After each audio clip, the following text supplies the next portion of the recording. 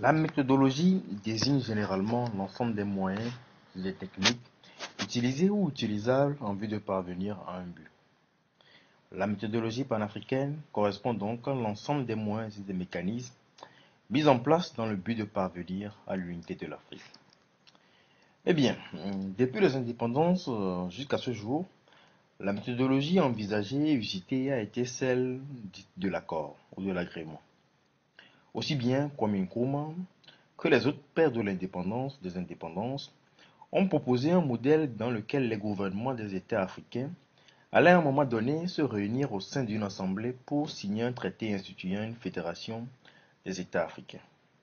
Cette vision a d'ailleurs motivé la création de l'Organisation de l'Unité africaine et a aussi inspiré les communautés sous-régionales que sont la CEMAC, la SADC, la CEDEAO et autres. Toutefois, malgré le fait que l'Organisation de l'Unité africaine s'est à un moment donné transformée en Union africaine, en s'inspirant pour l'essentiel du modèle de l'Union européenne, l'unité des États tarde à voir le jour. Eh bien, à quoi cela est dû? Il est vrai que l'assassinat systématique des dirigeants agissant dans le sens de l'unité de l'Afrique en est pour beaucoup. Kwame Nkrumah, le premier président du Ghana et héros du panafricanisme, a été victime d'un coup d'État alors qu'il était en visite dans un pays de l'ancien bloc soviétique. Sékou Touré, Ahmed Sékou Touré, champion du non contre la France, a souffert d'un isolationnisme accru. Le général Murtala Mohamed a été tué, etc., etc. À chacun de ces assassinats, le panafricanisme a connu une période de recul avant de retrouver des lettres de noblesse en la personne d'un nouveau président. Le dernier en date, le général Muammar Kadhafi, le général libyen Muammar Kadhafi, a lui aussi été tué par une coalition des forces antagonistes. Ajoutez à cela, une grande partie des dirigeants de l'Afrique, nourris à la sauce du micronationalisme, sont si attachés à leurs ridicules privilèges et au titre dénué de sens qu'ils possèdent qu'ils sont très réticents à tout véritable transfert de compétences. Dans cette vidéo, nous n'allons pas nous plaindre des assauts extérieurs qui ont rendu l'unité de l'Afrique impossible, ni vilipender les dirigeants pantins et marionnettes qui refusent de contribuer à cette noble vision. Mais nous allons plutôt nous intéresser à la méthodologie panafricaine usitée. Comme nous l'avons dit au début, depuis le lendemain des indépendances à nos jours, la méthodologie panafricaine a toujours consisté en la recherche d'un accord entre les pays. Même aujourd'hui, où on assiste à une renaissance du panafricanisme à travers des mouvements de jeunesse, cette méthodologie reste largement la plus utilisée. Tous les groupes panafricains commencent d'abord par se former dans un pays, avec la vision d'éveiller les consciences au niveau local, ce qui est très noble, et essaient ensuite de s'implanter dans d'autres pays. Les leaders pensent ainsi créer un réseau de leaders panafricains qui pourront accéder un jour à la fonction présidentielle dans leur pays respectif, pour ensuite conclure un accord entre eux et réaliser ainsi l'unité de l'Afrique. Alors cette vision n'est-elle pas parfaite? Cette vision est très logique et donne l'impression d'être la seule envisageable. Mais la question que nous devons nous poser est celle-ci. Quelles sont les chances qu'un traité instituant une fédération entre les États africains soit réellement appliqué? Après la signature et la ratification, quelles sont les chances que chaque pays se dote ensuite d'un arsenal juridique adéquat pour rendre possible la mise en œuvre de ce traité? Les exemples de par le passé sont légion. Beaucoup d'accords ont été signés par les pays pour instituer des ensembles fédératifs, mais dans la majorité des cas, ou dans tous les cas, ces traités n'ont pu jamais être appliqués. Ils sont demeurés tout simplement les lettres mortes. Nous faisons allusion à la fédération constituée notamment entre Kwame Nkrumah, le Ghana, Modibo Keïta, le Mali et Sékou Touré de la Guinée. Ces trois pays avaient à un moment donné formé une fédération qui voulait être le noyau des États-Unis d'Afrique. Mais cette fédération, le traité est demeuré lettre morte. C'est-à-dire qu'il n'y a eu jamais une période historique où tous ces pays-là se sont vraiment retrouvés unis. Nous parlons aussi là de l'Union de l'Afrique centrale créée par le président Mobutu Sese Seko Ngbendu Wazabanga, qui avait uni à un moment donné sur la base d'un traité le Zaïre, l'actuelle République démocratique du Congo, et le Tchad et la Centrafrique. Et cette union sont toujours demeurées lettres mortes. Actuellement, les traités instituant les zones de coopération entre les diverses communautés sous-régionales, qu'il s'agisse de la CEDEAO, de la SADC, de la communauté est-africaine, ont du mal à être respectés. Ça, nous tous, nous le savons. Les points instituant notamment la libre circulation des personnes et des biens sont violés quotidiennement et systématiquement, au vu et au su des gouvernements et des acteurs de tout rang qui demeurent impassibles. Mais pourquoi donc en est-il ainsi? Pourquoi l'application de ces traités, dont les premiers gagnants seraient les populations et les États, ne semble aucunement être la priorité des dirigeants? Tout d'abord, nous devons comprendre un principe. Les positions d'un chef d'État ou d'un gouvernement, sauf dans de rares cas du président visionnaire, de l'extra-lucide ou du dictateur éclairé, reflètent en général l'état des populations, l'état mental des populations de son pays. Aujourd'hui, dans la plupart des pays africains, les populations ne ressentent qu'une vague sympathie à l'égard du panafricanisme ou de l'unité africaine. La tendance réelle est au renforcement du sentiment micronationaliste. Chacun des habitants des micro-territoires erronément appelés États, que sont le Ghana, la Côte d'Ivoire, le Mali, le Sénégal, le Gabon, le Congo, se sentent extrêmement civilisés et évolués et considèrent les habitants des autres territoires comme des demi-sauvages. Si nous abordons un Ivoirien dans la rue actuellement, euh, nous allons prendre cet exemple pour illustrer ce que nous venons de dire.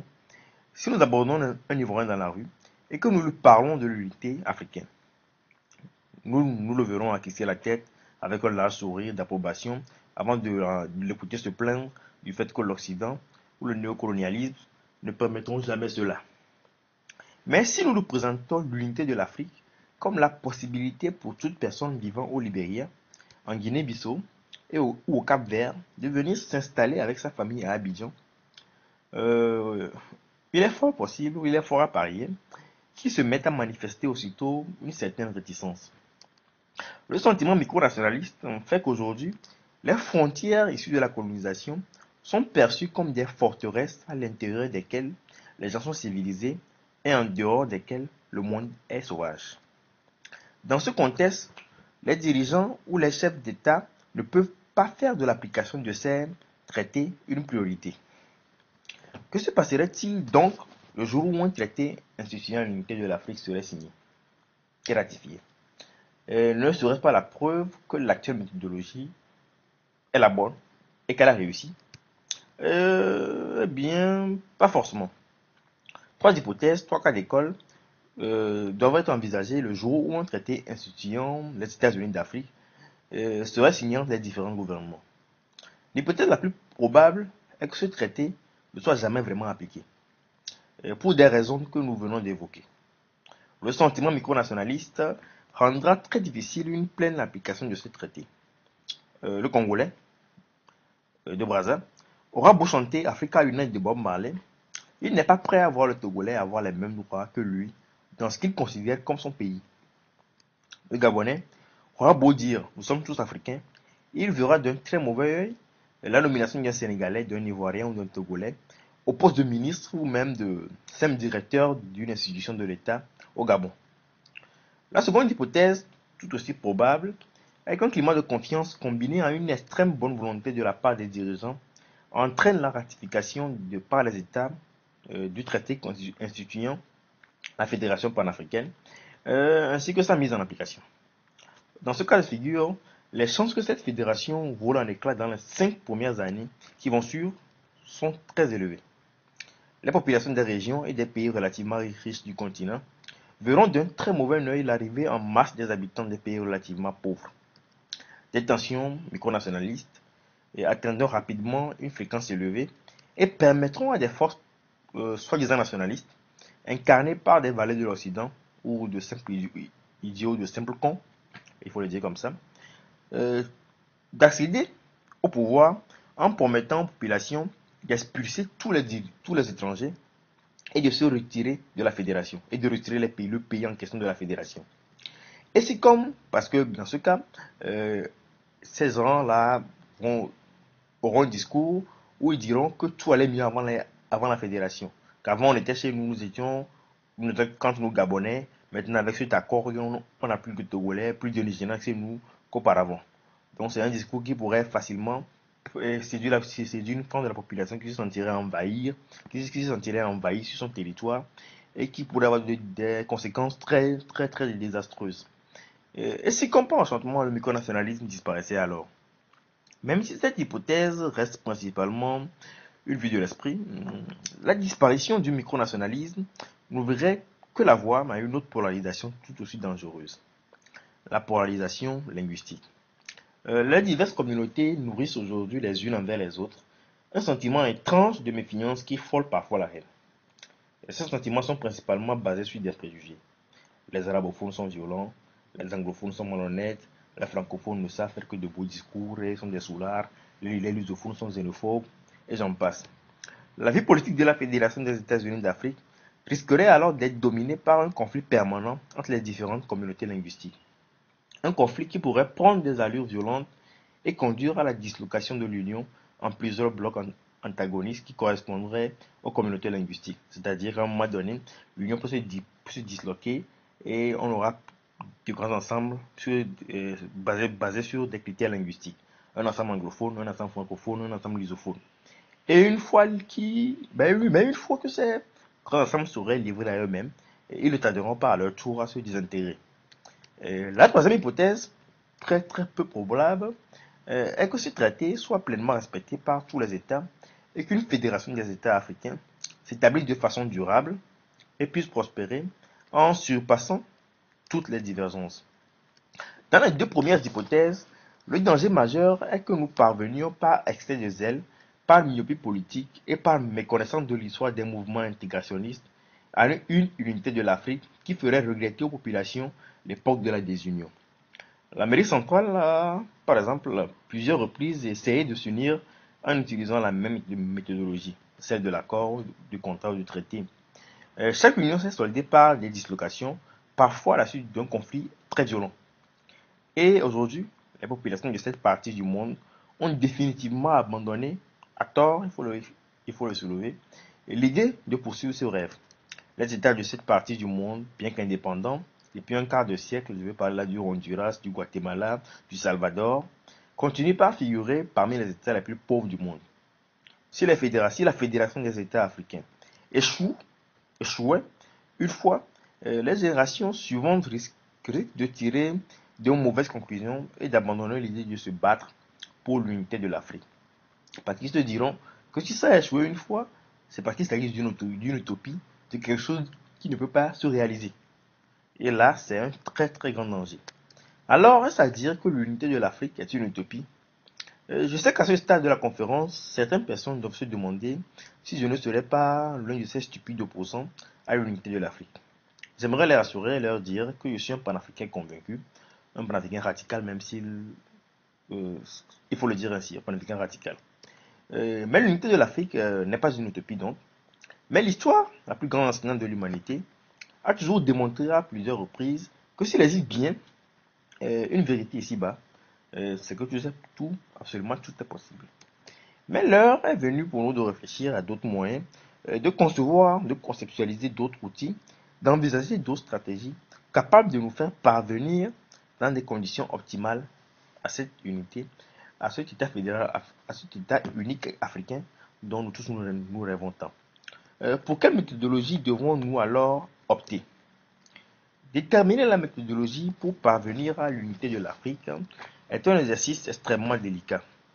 La présence en Afrique de pôles fédérateurs, plusieurs fois mise en évidence mais grandement sous-exploitée, à notre avis, devait constituer l'élément central d'une nouvelle méthodologie, l'élément principal d'une nouvelle méthodologie. Mais d'abord, qu'est-ce qu'un pôle fédérateur? Donc, commençons d'abord par définir ce qu'est un pôle fédérateur. Un pôle fédérateur est un État, est un pays, qui, de par sa position géographique et sa situation sur la carte de l'Afrique, sa situation sur le continent africain, son poids démographique, le nombre élevé de sa population, et ses richesses naturelles, se trouve par rapport à d'autres États dans une position de force et de leadership naturel dont il peut user pour les fédérer ces autres États. Alors, quels sont les pôles fédérateurs actuellement sur le continent africain? Pour des raisons pratiques, parlons juste de l'Afrique noire ou subsaharienne. Dans cette région, nous distinguons trois pôles fédérateurs. Le Nigeria, première économie d'Afrique, première économie africaine. L'Éthiopie, plus vieux État africain. Et la République démocratique du Congo, pays potentiellement le plus riche du continent. Dans une certaine perspective, l'Afrique du Sud pourrait être également considérée comme un pôle fédérateur. Mais concrètement, quelle devrait être l'attitude de ces pôles fédérateurs? Plusieurs activistes ont, au cours de leur communication, défini non pas quelle devrait être l'attitude, la politique de ces pôles fédérateurs, mais l'attitude que devraient adopter à leur égard les États relativement faibles se situant dans leur entourage. Il paraît en effet évident que ces États relativement faibles devraient se rapprocher et renforcer leurs relations bilatérales avec les pôles fédérateurs. Il aurait à l'évidence tout intérêt à se placer sous une espèce de tutelle vis-à-vis de ces États. Mais malgré le bon sens de ces appels, elles ne semblent pas avoir été suivies. Deux raisons principales permettent de comprendre cela. La première, celle du micronationalisme que nous avons évoqué au début de cette conférence. Les populations des États relativement faibles nourrissent dans certains cas des préjugés vis-à-vis des populations de ces pôles fédérateurs. Ainsi, en Afrique de l'Ouest, les Nigériens sont largement perçus comme des arnaqueurs, des escrocs. Et en Afrique centrale, les ressortissants de la République démocratique du Congo jouissent d'une réputation similaire.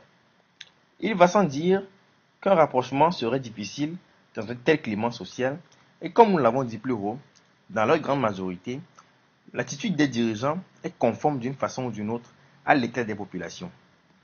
À cette réalité s'ajoute la polarisation linguistique.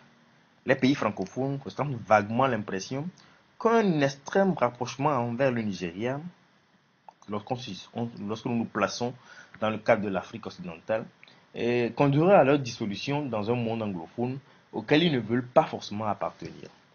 Mais les problèmes découlant de cette première raison sont loin d'être insurmontables. Un dirigeant quelconque, d'un quelconque pays, pourrait conduire une politique de rapprochement avec un pôle fédérateur malgré les réticences sociales et les barrières linguistiques. Il ne rencontrera sûrement qu'une timide résistance qui disparaîtra rapidement si les retombées économiques s'avèrent être à la hauteur. La véritable raison est donc à chercher ailleurs. Et la seconde raison, la principale d'ailleurs, est que ces pôles fédérateurs, ou plutôt les États, les pays aptes à devenir des pôles fédérateurs, se retrouvent dans la majorité des cas dans des situations beaucoup moins enviables que celles des États relativement faibles. Comparé par exemple à des pays comme le Gabon ou la Guinée, la République démocratique du Congo est un pays très fragile. C'est un pays qui se trouve en guerre d'une façon ou d'une autre depuis son indépendance. D'abord, il y a eu les velléités sécessionnistes du Katanga de Moïse Tombé et du Kasaï de Kalandi Moulopoué.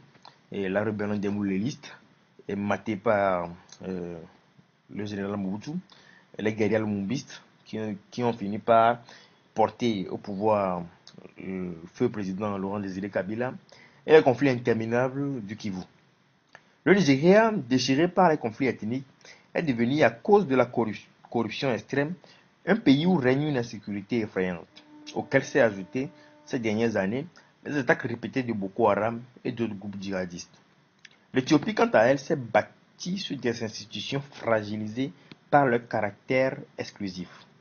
Plusieurs ethnies sont victimes d'une discrimination et les revendications des peuples oromos situés au sud du pays, représentant plus de la moitié de la population, et des peuples somalis situés dans l'Ogaden, dans la région de l'Ogaden, au sud-est, aboutiront, si elles ne sont pas traitées avec un minimum de réalisme et de bon sens, à une société très instable où pourraient apparaître des conflits ethniques violents, très violents.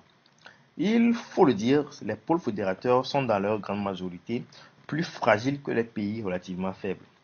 Mais sommes-nous donc dans une impasse définitive? Le rêve panafricain est-il condamné par les facteurs aussi bien internes qu'externes et pour des raisons de méthodologie à ne jamais devenir réalité?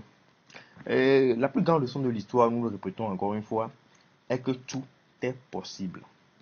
Ces pôles fédérateurs pourront retrouver leur place et jouer leur rôle si elles parvenaient à dominer leurs démons externes et internes. Il faut que ces pays parviennent à un état de stabilité qui puisse les faire jouir des ressources dont ils disposent. Ainsi, ces pays qui pourront alors se développer rapidement à la façon de la Chine pourront jouer leur rôle en fédérant autour de leurs territoires non viables, abusivement appelés États, qui les entourent. Mais comment, avec quelles armes ces pays pourront efficacement combattre leurs démons extérieurs et intérieurs? Un constat s'impose. Ces pays ne parviendront pas à se libérer seuls.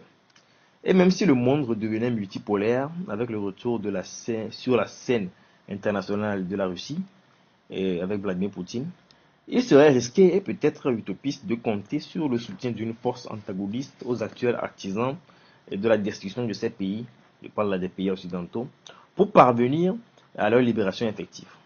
Le soutien doit impérativement parvenir de l'intérieur. Ce sont les Africains de tous bords et de tous les pays qui doivent se concentrer sur ces pôles fédérateurs et œuvrer de toutes leurs forces, de toutes leurs énergies à leur libération. La nouvelle méthodologie consisterait en quoi alors? La stratégie actuelle adoptée par les mouvements d'orientation panafricaine et les activistes panafricains est erronée, en ce sens qu'elle perpétue la méthodologie du contrat entre les États. Au lieu de cela, ce que chaque panafricain devrait faire serait de déplacer ses actions sur un pôle fédérateur et de se concentrer sur ce pôle fédérateur. Si une personne, un individu, souhaite créer un mouvement panafricain, qu'il aille le faire dans un pôle fédérateur. S'il veut être un activiste panafricain indépendant, qu'il aille concevoir et réaliser ses projets dans un pôle fédérateur. Si c'est une personne qui ne croit qu'au panafricanisme économique, qu'il aille monter ses entreprises, ses industries, ses usines dans un pôle fédérateur. Cette méthodologie, nous avons choisi de la baptiser la théorie de l'action centrale. Et les barrières des nationalités alors. Un véritable panafricain ne doit aucunement se considérer comme citoyen à vie de son territoire de naissance. C'est une chose très importante. Il doit être prêt à abandonner sa nationalité de naissance pour obtenir celle d'un pôle fédérateur si tel est le prix à payer pour l'exercice de ses activités et pour mener à bien son plan. Cela ne sert à rien de toujours se considérer comme étant Togolais, Béninois, Ivoiriens, Sénégalais, et Gabonais, Congolais, j'en passe, si on souhaite réellement voir le panafricanisme triompher. Il faut pour cela impérativement se débarrasser de ce sentiment micronationaliste. Cheikh Anta Diop aurait été plus utile à la cause panafricaine en Tanzanie ou au Ghana qu'il ne l'a été au Sénégal en se lançant dans la politique. Ce sont de telles erreurs, des erreurs monumentales, que les panafricains ne doivent plus commettre. Les panafricains doivent se diriger vers les pôles fédérateurs. Ils y seront sûrement plus utiles et leur action combinée aurait plus d'impact. Quels seraient alors les défis? En se déplaçant pour s'installer au sein d'un pôle fédérateur, en renonçant à leur nationalité de naissance pour adopter celle d'un pôle fédérateur, les théoriciens du panafricanisme et les activistes doivent travailler à l'émergence d'une classe politique résolument panafricaine qui sera à même, en usant de tous les moyens, de débarrasser le pays de toute prédation extérieure et de combattre les démons internes que sont l'ethnicisme et la corruption, entre autres. Pour cela, il faut que cette classe politique use de réalisme et de créativité en vue de faire parvenir la société ou l'État en question à une étape de stabilité et qui leur permettra d'exploiter les ressources naturelles pour se développer. Et quelle pourrait être la suite? La politique extérieure des pôles fédérateurs dirigés par des classes politiques résolument panafricaines serait fortement et naturellement dominée par le souci de réaliser l'unité africaine. Nous allons prendre un exemple. Si le Nigeria était une puissance à la hauteur de ses potentiels, dirigée par une classe politique panafricaine et non corrompue, quelle aurait été son attitude lors de la crise ivoirienne? Aurait-il vu d'un bon œil l'ingérence française? Quel aurait été le dénouement de cette crise? Laurent Gbagbo serait-il actuellement à la CPI? Vu sous un angle plus large, quelle dynamique un Nigeria puissant, avec à sa tête une classe politique panafricaine, et véritablement développé, aurait-il pu insuffler à la CEDEAO? Un État fédéral ouest-africain ne serait-il pas plus facile à réaliser et surtout plus viable? Il est vrai que même un pôle fédérateur, dans son processus de fédération et des autres États, usera de traités et d'accords. Mais ces traités auront plus de chance d'être respectés car le sentiment général de la population envers les ressortissants d'un pôle fédérateur changera radicalement une fois que ce pôle fédérateur apparaîtrait comme une véritable puissance. Et les présidents et les dirigeants, conscients que ces accords garantissent leur survie, seront prêts à faire toutes les concessions et efforts nécessaires pour les faire appliquer. Imaginons que demain l'Australie, nous allons prendre l'exemple de l'Australie, veuille signer un accord d'association avec le Bénin et exige pour cela l'abandon de la langue française ainsi qu'une réforme complète de l'arsenal juridique et des institutions locales. Croyez-vous que la population ou les dirigeants seraient-ils contre? Non, au contraire. Tout le monde sera d'accord. Et si le Canada est lui-même dirigé par une classe politique impérialiste forte, il saura convaincre sa population. Si l'Australie plutôt est dirigée par une classe politique impérialiste forte, il saura convaincre sa population du bien fondé de cette démarche. Maintenant, si c'est le Nigeria qui propose la même chose aux habitants du Bénin, aux mêmes conditions, quelles pourraient être les réactions? Il est fort à parier que les manifestations ne suscitent de manifestations pour exiger l'arrêt immédiat de ce processus. Nous avons choisi cet exemple pour illustrer un point. L'image que véhicule une puissance est capable de faire tomber les barrières micronationalistes et même linguistiques. Dans le schéma que nous venons de décrire, il y aura une certaine inégalité et les relations qui existeront entre les pôles fédérateurs et les territoires alentours seront d'une façon ou d'une autre inégalitaires. Mais c'est le prix à payer pour obtenir une unité forte de l'Afrique et ce prix, nous pensons qu'il n'est vraiment pas élevé. Jusqu'ici, nous avons essentiellement donné l'exemple du Nigeria. Mais un autre pays est plus à même de jouer ce rôle, spécialement sur le plan continental. Il s'agit de la plus part excellente de l'Afrique. Nous allons un peu nous tourner du côté des géopoliticiens allemands du 19e siècle qui ont permis la réunification des nations germaniques. Je vais parler là de la République démocratique du Congo. La République démocratique du Congo est un scandale géologique, ça tout le monde le sait. C'est un pays fabuleusement riche en termes de potentialité et une puissance culturelle incontestée du continent. La République démocratique du Congo est la plus de l'Afrique. Nous le répétons une fois encore. Malheureusement, ce pays destiné à être le moteur du réveil de l'Afrique, en passant, même Kwame Nkrumah avait déjà dans les années 60 compris que le réveil du Congo permettrait à toute l'Afrique de se réveiller. C'est pour ça d'ailleurs qu'il avait écrit un livre, The Challenge of Congo, le challenge du Congo, que je conseillerais à tout le monde de lire. Et même malheureusement aujourd'hui, depuis les années 60, jusqu'à la veille de l'indépendance, jusqu'à nos jours, ce pays cristallise plus de désespoir que d'optimisme.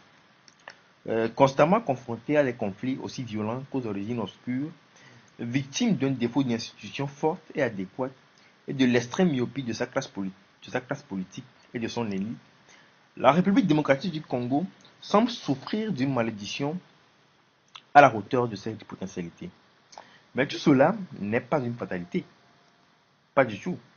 Les panafricains de tout le territoire doivent converger vers la République démocratique du Congo pour y mener leur lutte et contribuer à l'émergence d'une nouvelle classe politique décidée à mettre fin à ces âges troubles de l'histoire de l'Afrique. Tous les moyens devront être envisagés. Des moyens plus conventionnels, ou moins conventionnels, et des moyens classiques aux plus atypiques. Les blogueurs panafricains doivent consacrer de longs articles à ce pays. Les artistes musiciens doivent la chanter. Les peintres doivent immortaliser sur leur toile les tragédies et les drames de ces peuples. Et les penseurs panafricains doivent la repenser et proposer des modèles aux décideurs politiques. Enfin, ceux-ci, et je parle là des décideurs politiques, doivent être capables de se lever et de remettre ce pays sur les rails de son destin.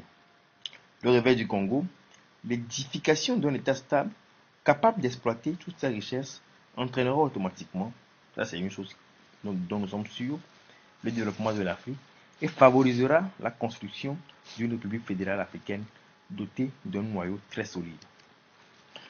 Pour conclure cette conférence, nous allons dire que les panafricains doivent arrêter de suivre les modèles classiques qui consistent à se concentrer sur les territoires non viables pour converger tous leurs efforts sur des pôles fédérateurs. Ils doivent être prêts à quitter leur territoire d'origine, à renoncer à sa nationalité pour acquérir celle d'un pôle fédérateur et à œuvrer à la constitution d'une classe politique forte et panafricaine dans ces pays.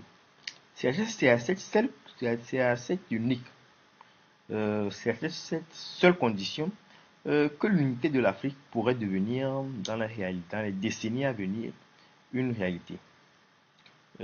Tous les autres schémas contiennent quelques insuffisances et qui, loin de nous aider à unir l'Afrique, pourraient nous éloigner de cet objectif comme l'Organisation de l'Unité africaine et l'Union africaine l'ont fait.